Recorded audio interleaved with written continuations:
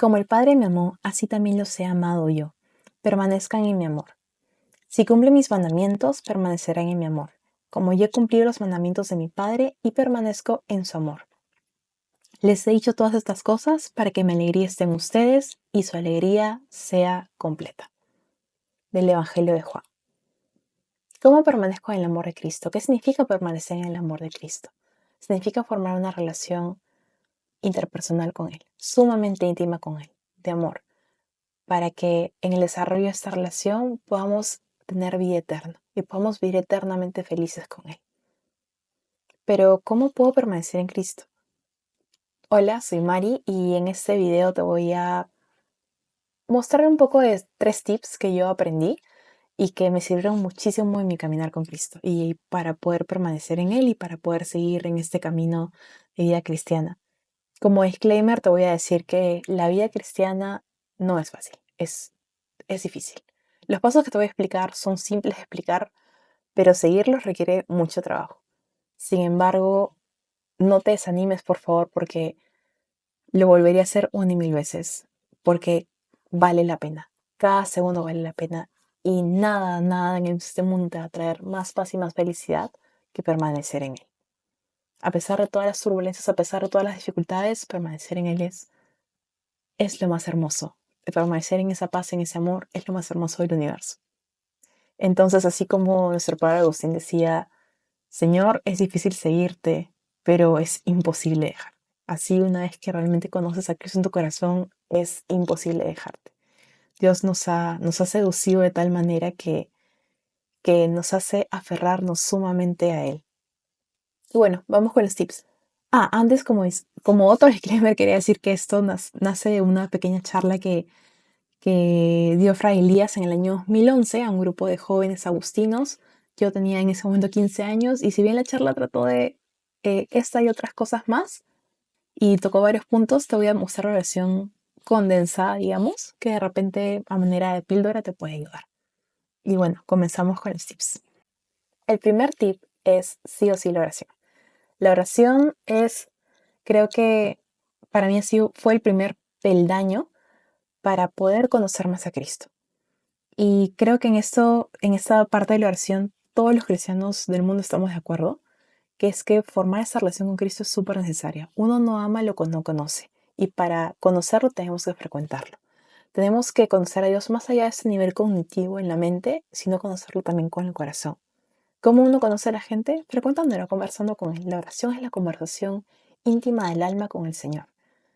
Y adelante, ora. Ora hoy, ora el tiempo que puedas, así sea 5 minutos, haz un espacio para hablar con Dios. Dios quiere que le hables. No se trata simplemente de repetir oraciones sin sentido y sin pensarlas, sino de realmente abrir tu corazón y tenerlo dispuesto.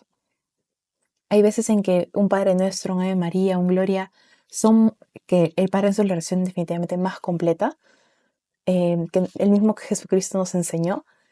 Sin embargo, hay veces en que más allá de eso, también es necesario abrir nuestro corazón y explicar.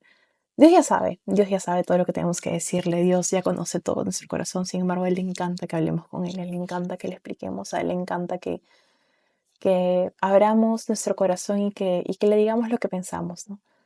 Y yo sé que puede ser difícil orar. A mí a veces también se me dificulta, sobre todo cuando estoy pasando por un momento difícil. ¿Por qué? Porque somos humanos y pasamos por momentos de tristeza, de enojo, de decepciones. Hay momentos en los que nuestra vida está llena de ruido. Y a ruido me refiero, por ejemplo, a demasiado trabajo, demasiados estudios, demasiadas responsabilidades. Las personas que están empezando la paternidad o que están pasando por un momento de enfermedad, Dios conoce todo eso y lo comprende. Y no te va a pedir más de lo que puedas dar, pero sí quiere que des ese granito de arena para intentar hablar con Él. Y es que la oración es algo sumamente bíblico. El mismo Jesús se retiraba a hablar con su Padre, siendo Él Dios. Y Él nos enseñó a orar a nuestro Padre y en la oración del Padre Nuestro. Y Él oraba junto con sus discípulos y con sus apóstoles. Y no solamente del Nuevo Testamento, sino también del Antiguo. Vemos a Abraham que hablaba con Dios y vemos también a David quien compuso los salmos en oración, alabanza, agradecimiento a Dios por su bendición y por su misericordia. Entonces la oración es súper necesaria. Ora todos los días el tiempo que puedas y vas a ver que poco a poco tu alma se va a poner en presencia de Dios. y y vas a poco a poco Dios poco a poco va a ir como que tallando esa alma tuya y haciéndola cada vez más hermosa. Y bueno, como segundo tip tenemos la palabra. Y la palabra todo es importante, la verdad, todo lo que voy a decir, los términos son súper importantes. Y la palabra es uno de ellos. ¿Por qué? Porque la palabra, estamos hablando de esa conversación con Dios y estamos hablando de que sí, Dios nos habla, nosotros le hablamos. Y una de las formas en la que Dios nos habla es la palabra. Y la palabra es una palabra viva. ¿A qué me refiero con ello? A que si bien la palabra se escribió hace muchos años, el día de hoy sigue siendo relevante y sigue siendo importante. ¿Por qué? Porque si bien, no sé, tú y yo escuchamos las mismas palabras en el Evangelio de hoy, para mí resuena de una manera que Dios me dice especialmente algo a mí en este momento de mi vida el día de hoy y a ti de repente te dice otra cosa. Y puede ser que a mí me diga una cosa hoy, otra cosa mañana, otra cosa me haya dicho hace 2 años, a pesar de que es el mismo Evangelio, ¿no? Dios tiene ese poder inmenso en su palabra en el que nos dice en cada fragmento lo que necesitamos escuchar y nos da mensajes. Y ese mensaje puede ser de repente como alimento, ¿no? Puede ser un consuelo, puede ser un consejo, puede ser también una llamada de atención porque somos sus hijos, pero no somos perfectos. Tenemos muchas imperfecciones y muchos pecados que cargamos y cruces muy pesadas. Pero, pero Dios ahí nos habla y Dios ahí nos alimenta. Es el Padre que nos enseña con cariño, que nos enseña con amor y con misericordia. Entonces, acude a su palabra, léela. Si te cuesta un poco leer la Biblia, eh, puedes adquirir una Biblia. Por ejemplo, yo tenía de adolescente esa Biblia para jóvenes, que es para jóvenes, sí, pero también te explica de manera, eh, bueno, ese tema es para todo el mundo, la verdad, porque explica de manera detallada algunas partes de la Biblia, algunos pasajes los explica mejor para que lo pueda entender cualquier persona, y también tiene momentos de reflexión, momentos de oración en donde el joven, en donde la persona que se inicia en la vida de Cristo, que quiere continuar en la vida de Cristo, puede realmente reflexionar y ir rumiando esa palabra. Otros ejercicios es que ya llevas un poco más de tiempo son la lección divina, en la que no solamente leyendo, orando, meditando y contemplando la palabra de Dios, tú puedes realmente saber qué es lo que Dios está pidiendo en ese momento y qué es lo que Dios te quiere decir. Y por excelencia tenemos la Santa Misa. La Santa Misa es súper importante. Dentro de ella está la liturgia de la palabra. Sobre todo tenemos la parte de las lecturas y del Evangelio y contemplar la vida de Jesucristo en el Evangelio y conocerla y conocer cómo Dios vivió en esta tierra y todo el sacrificio que hizo y en la revelación y la historia de la salvación de la humanidad es realmente hermoso. Lo vimos en la misa, por eso es necesario ir cada domingo. Y a ello va el punto 3, que este sí, sigo diciendo que todos son importantes, pero es que sí lo son y este es el plato fuerte. Y es el plato fuerte porque es la vía sacramental. ¿Qué son los sacramentos? Son signos visibles de una realidad invisible y en la que Dios nos da su gracia. Los sacramentos fueron puestos por el mismo Jesús, por el mismo Cristo cuando estuvo aquí en la tierra. Y Jesucristo Jesucristo mismo nos dio esos sacramentos. ¿Para qué? Para que nosotros podamos recibir su gracia y permanecer en Él. Es el medio más hermoso en el que directamente dijo, aquí permanecen en mí. ¿Y cómo es ello? ¿Cómo es ello? Quiero enfatizar esos dos sacramentos que son súper importantes, que son el primero, la Eucaristía, que es el más importante de todos, y también la penitencia. Y ambos lo recibimos en la primera comunión. ¿A qué me refiero con la Eucaristía? La Eucaristía es el mismo cuerpo de Cristo, es el mismo sacrificio que hizo Cristo, en el que su cuerpo, en el que el pan y el vino se convierten en su cuerpo y sangre. Y de esta manera, cada vez que celebramos la misa y hablamos ya de la liturgia de la palabra, que fue la primera parte de la misa en la que están las lecturas, el salmo, el evangelio, la homilía, luego pasa la liturgia de la Eucaristía, donde se da un ofertorio, donde se da el sacrificio de Cristo mismo y donde el cuerpo y sangre y donde, perdón, el pan y el vino se convierten en su cuerpo y sangre, y donde realmente tenemos esta comunión con Cristo. Y no hay momento más íntimo de la existencia, más hermoso, que cuando somos uno en Cristo. Y no solamente somos uno en Cristo, Él y yo, tú y Él, sino somos todo uno como iglesia. Y es algo hermoso dentro de la Iglesia Católica el poder comulgar. Por ello, siempre que puedas en cada misa, si es que estás preparado, y a estar preparado me refiero a no tener pecados mortales en tu conciencia y sin haberlos confesado, y en guardar el ayuno de 1 hora mínimo antes de recibir la comunión, siempre que puedas comulga. Es, es un momento hermoso y es un sacramento hermoso que, ojo, no es premio para el bueno que, no tengo pecados mortales, sino es medicina porque nosotros necesitamos de Cristo, porque Cristo es alimento y es el alimento más hermoso y es el alimento que realmente no solamente, él mismo lo dijo, ¿no? De ese alimento nunca más van a tener hambre ni sed, es el alimento eterno. Entonces busquémoslo siempre que podamos. Y bueno, ya tenemos el primer punto de la vida sacramental. El segundo es mantente en gracia y tiene que ver con la confesión. ¿Qué significa ello? Acude a confesión regularmente y lucha contra el pecado. Cada cuánto debes confesarte, no te lo puedo decir yo. Depende de cada persona. Depende. A mí me sirve, por ejemplo, cada 3 semanas. Creo que es un ritmo que he encontrado que a lo largo de los años me sirve bastante.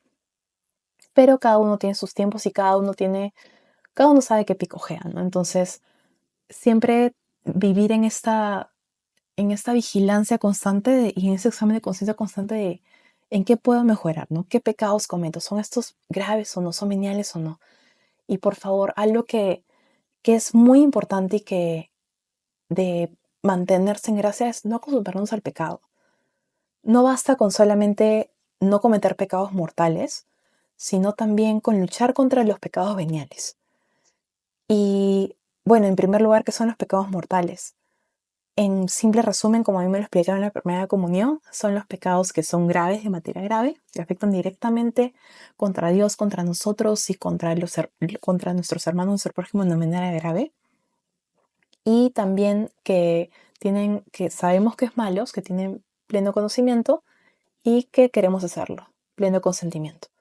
Ahí en la descripción dejo un link más detallado del catecismo donde explica muchísimo mejor, infinitas veces mejor, qué es el pecado venial y mortal, ¿no? Si estamos en pecado mortal, hay que acudir a la confesión lo más pronto posible. ¿Por qué? Porque nosotros no sabemos cuándo es el último día sobre nuestra tierra. La vida no está comprada, no está asegurada que el día de mañana vamos a seguir vivos. Y uno quisiera entregar su vida en un momento en el que se encuentre en gracia de Dios. Entonces, siempre, si has cometido un pecado mortal, busca confesarte lo más pronto posible. No te acostumbres a vivir en el pecado. Em, y bueno, también puede resultar que eso no suceda a todo el mundo, que de repente te puede dar vergüenza o miedo, sobre todo si has cometido pecados graves, asistir a la confesión, pero recuerda que Dios es un Padre bueno, es eternamente misericordioso y no hay nada, nada, nada, absolutamente nada que Él no va a perdonar. Él, todo lo que tú sientes de culpa, Él lo acoge. Siempre que hay arrepentimiento sincero, Él lo acoge y lo perdona. Pero ojo, cuando uno acude a la confesión, tiene que tener un arrepentimiento sincero de sus pecados y un firme propósito de enmienda para no cometerlos nunca más. Sabemos que somos pecadores por naturaleza porque tenemos esta inclinación natural al pecado o concupiscencia, pero también sabemos que vamos a intentar lo mejor que podamos no pecar. Entonces, esa firme convicción es súper necesaria para poder recibir la confesión, para poder dar la confesión y recibir la absolución de los pecados. Y bueno, estos son los 3 tips. Básicamente sería orar todos los días, siempre que tú puedas, busca el momento, haz el momento, ya sea 5 minutos, ora todos los días, habla con tu Padre. Lo segundo, medita la palabra, léela, asiste a misa. Y el tercero es, que también complementa la parte de la misa, siempre que puedas recibir la comunión, no te acostumbres a vivir en pecado, confiésate regularmente según cómo te funcione. Con estos 3 tips te aseguro que vas a permanecer en Cristo, porque vas a mantener ese check constante de que estoy en gracia, de que estoy trabajando y poco a poco Cristo a través del tiempo va a formar esa alma tuya. Él renueva todas las cosas y las hace hermosas. Y tu alma, tu vida no es una excepción.